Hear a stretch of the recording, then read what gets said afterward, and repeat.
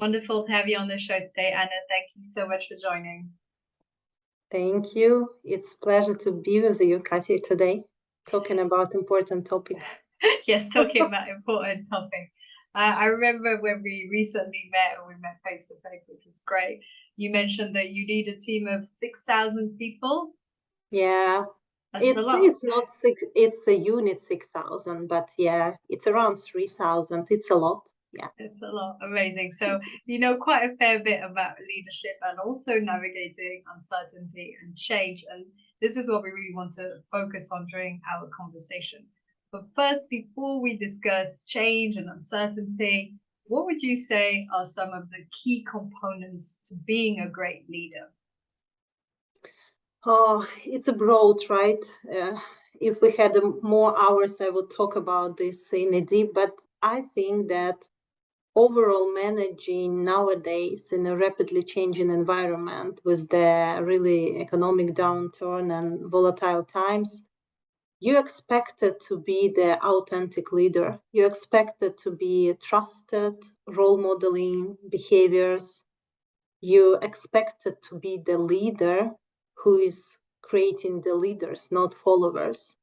And of course, leading with integrity and purpose. This is something that super important right now when we build leaders of tomorrow and what we expect from them in current environment. Yeah. I love what you shared about the authenticity and the integrity, but also about what you said about creating leaders and not followers. Could you Yeah. explain a bit more how leaders can go about doing that? Yeah. I think the leaders, they were not born, right. It's something that you get skill by practicing the right behaviors and how you navigating all of the difficulties a job and life. And I think it's very important nowadays for leader to step back, to really look at what's going on, to try to understand your team, to get as much as possible data if you can, to get feedback from your people and really listen to them. And then based on that, making your evaluation what's happening. And then of course, this kind of openness, because people really feel that they're leaders who can be open and very trusted. So if you open for them, the people will just want to work with you. And another thing, I think what creates a good leader, it's showing vulnerability, showing that I'm also a person, I'm also human. I also understand that this is a difficult, but we will manage together. And people really, really like such kind of leaders. In my practice, what I see when you show that you're together with your team and no matter what, you try to navigate the change and difficult times together, it's really engaging for the people. So talking about the topic about the change, I think navigating change for leaders, of course, it's tough. And we are talking that it's not easy and we understand in what kind of environment they are. But also some leaders, they do a mistake. They think that communication equal engagement. And I don't think so, because it's not enough just to communicate the change. You need to think about how you engage your team, how you work with them, and what motivates them in this time, especially in the change management time.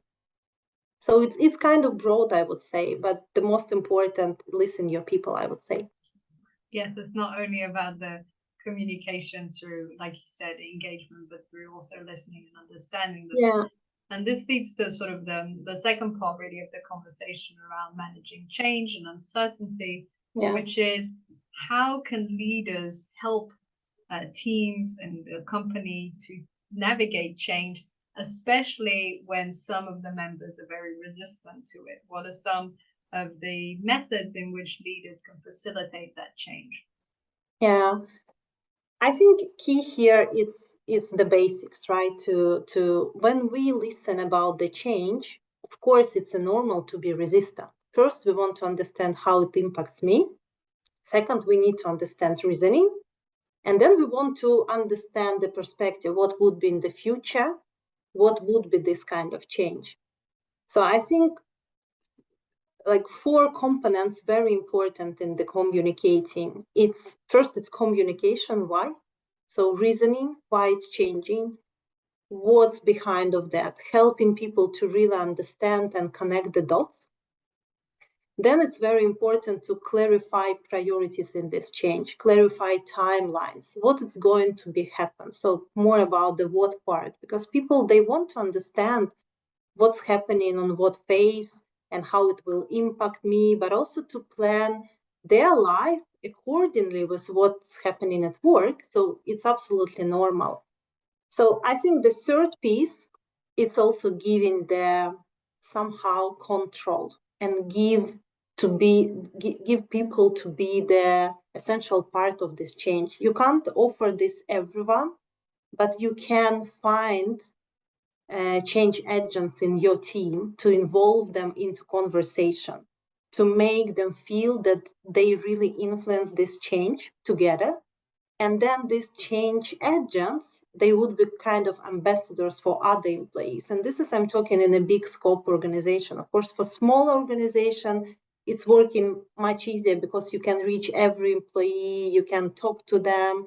In a bigger scope, you really need to plan all the stages and phases for that.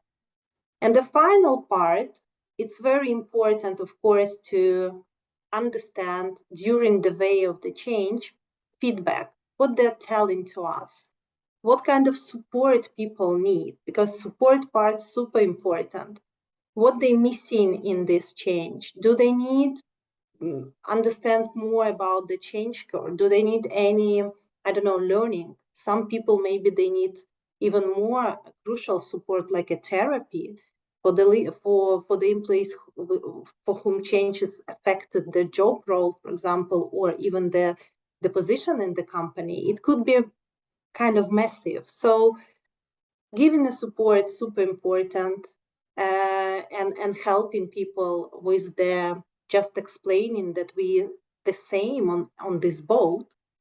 And I think this is a good practice managing change comparing with the pandemic time, because during the pandemic it was kind of easy for, not easy in sense of the overall what's happening on in environment, but we were all on the same boat.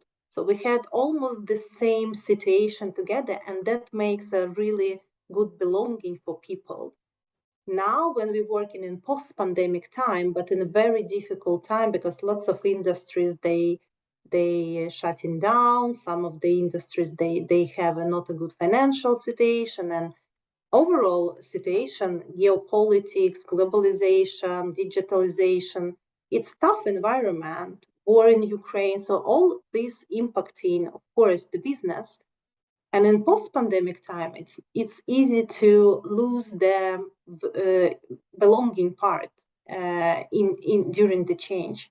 So you need to keep really all of these attributes by communication, as I mentioned, give a support to your people, feedback, and find your change ambassadors, because you're not only one leader who is making the change. It's a teamwork. Yes, I love this idea of change ambassadors. And it was very interesting what you're saying, that when there's one global problem that affects everyone, that does create that solidarity and that sense of belonging. But on the other hand, when there's multiple different sort of issues affecting people differently, then you no longer have this connection. And on top of that, there's the complications of hybrid work, online, offline, and these sort of things that now have really shifted and changed culture, I think, in many ways. And speaking of which, I'm sure that throughout your experience as a leader, you have gone through many culture shifts and changes. And is that similar culture shifts compared to navigating change? Do you feel it's a similar framework? I think no. I think it's very similar. I think now, as I said, managing change, it's a managing mindset. And managing mindset, it's a managing culture. So that's why for me it's absolutely equal, and it's good when companies really prepared for the difficult times, when they had the programs around the culture, when they put what's the leadership expectation, what's the employee expectation, what's company can you provide, what's the purpose and vision connected to the cultural shift. So for me it's definitely they're equal. Yeah. Yes, I also see it that way. And you touched on something very important just before when you mentioned that it's important that people feel that they are part of the change. And I think that some people really live change and culture shift as a victim mentality, feeling that they're victim and just things are changing around them that they didn't want in the first place, right? So you've got people who thrive on change. That's me. I love Yeah. change and novelty. But there are people who don't. And of course, nothing is better than the other. It's just we all are different Yeah. and wired differently. And so for these people who feel they're a bit of victim circumstances and change, how can you help them as a leader to embrace that and actually take part and be part of it when it's not what they initially chose? I think it's important to always show the positive effect, because not necessarily change means something negative. You can look at change from the different angles. It's how you look at the changes, right? So I think it starts with the simple communication that we now live in such a volatile world, and every day is just a change. So if you explain more that change is a new comfort zone, so look at the change as a part of the opportunities and chance instead of change as a negative word, then I think more showing the real examples, how positively it can affect you, that will bring people some of the idea about, oh, I can look at from the different angle.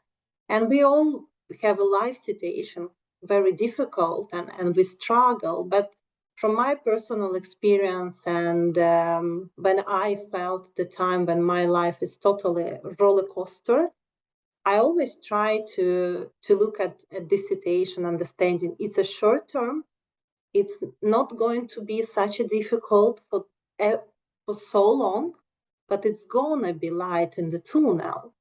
And this positive thinking will help people, I think, to overcome difficulties, change, not being so resistant to that, and understanding that we are living in such a world. It's just the way we need to change our mindset around that.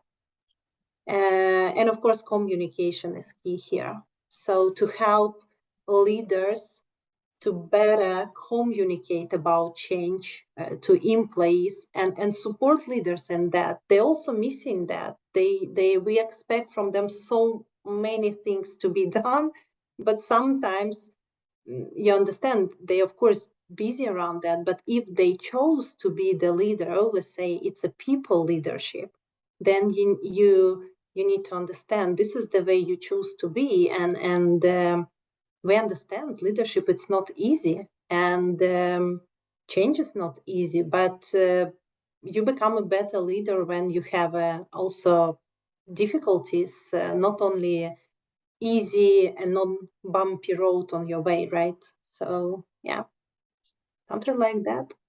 I feel like what you're saying is that for a leader to help people to navigate change, navigate uncertainty, and deal with it, they need to be able to do it themselves. And through that roller coaster that can be both in work and in private life, the more a leader is able to ground themselves and master dealing with that uncertainty and that change, the more then the leader can be a role model also for other Yeah. people. And they will maybe see, because as you said, if they're vulnerable and they're open, other people will maybe see, oh, this was actually pretty tough for them as a leader. Therefore, if this is tough for me, that's okay, right? It's part of the journey, and there's no sort of perfectionism. There's no like leaders out there managing change super easily and then other people struggling and falling. It's more like everyone has ups and downs through Yeah. life. And then it's how to stay centered. So maybe here would be interesting to explore, how do leaders learn to stay grounded with uncertainty and change? They can be very tough personal circumstances or business circumstances or world circumstances that can really shake individuals, but sometimes, often, leaders have more pressure, right? They have more responsibilities and things to manage, and they need to show up more effectively because they're also role models for others. So how can leaders then master themselves this navigation through change? I think it's all connected to the, as we mentioned before, vulnerability, right? Understanding that you're also human, and sometimes you need to set boundaries and focus on your mental health. And I think here it's very important part and piece that connected to all of this change management and leadership. It's a well-being piece.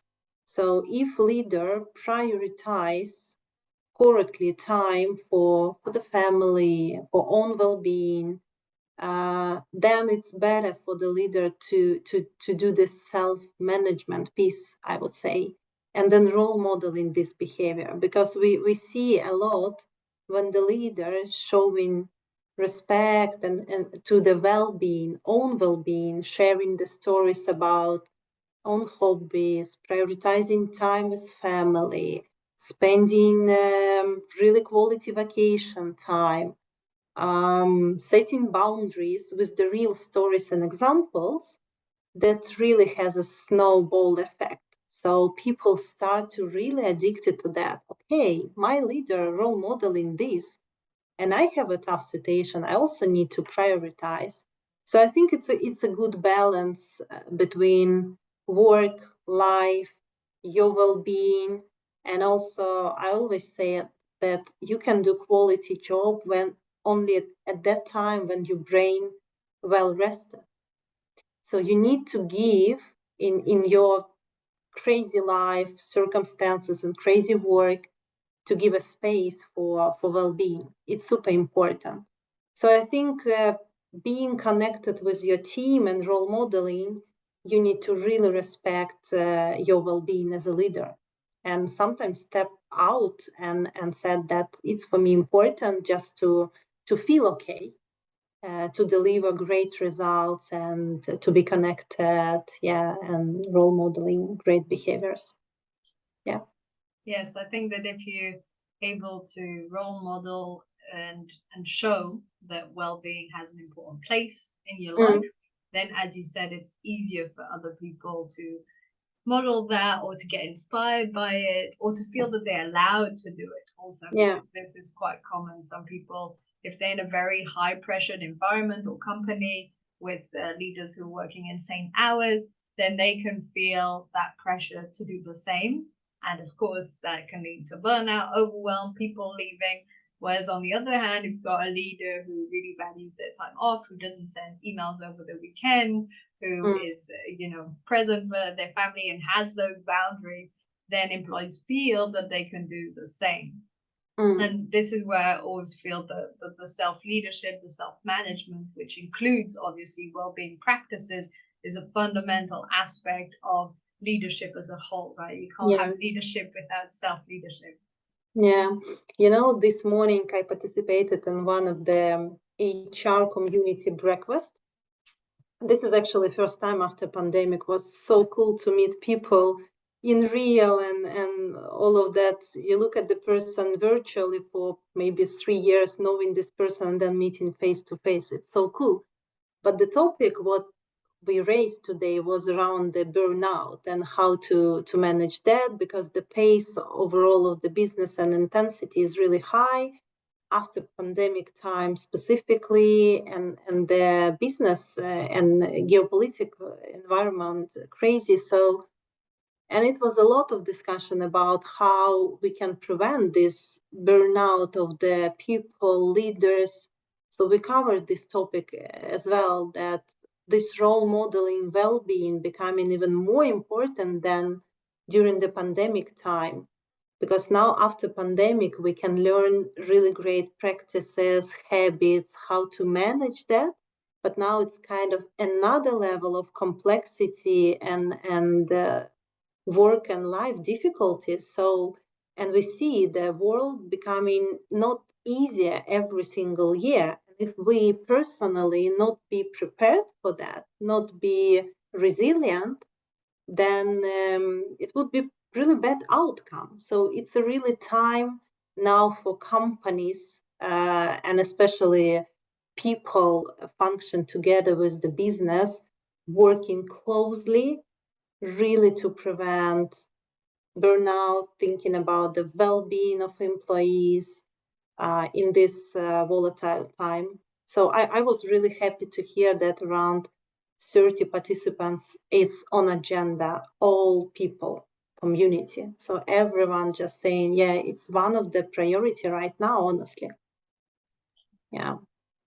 Yes, you're saying that it's almost more important for leaders to do this just because then they're able to set the example for everyone else. So if they focus on it even more, then it can really help others to get inspired. And what were some of the outcomes that were discussed this morning? What were some of the ideas in terms of helping leaders to have these well-being practices? Yeah, very interesting ideas about, of course, tools, what kind of tools, what kind of benefit packages. But at the end, we talked about a lot about the culture and this mindset shift. So if company really embracing the culture, empathy, humanness, well-being, diversity, then it's much easier for company rather than the old school model. So giving the space in your people strategy, focusing on well-being, it's definitely a competitive advantage now in hybrid way of working.